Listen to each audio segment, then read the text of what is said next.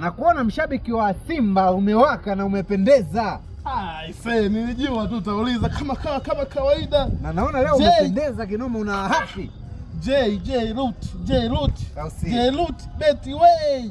Sasa kaka, na maswali. Niambie tu niulize. Unaweza kaniambia nini maana ya Simba? Maana ya Simba? Hujui?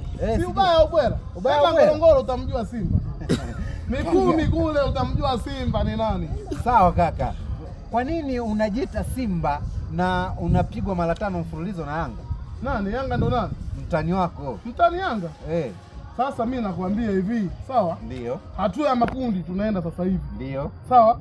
Simba tumejipanga, Simba Sport Club tumejipanga. Hatua ya makundi tunatoboa. Na za ndani nasikia mmepangiwa makundi mabovu. Yanga ndo ana makundi. Amepangiwa kundi bovu Yanga. Ashindo yeye Yanga. Kwa Simba mna kundi kali.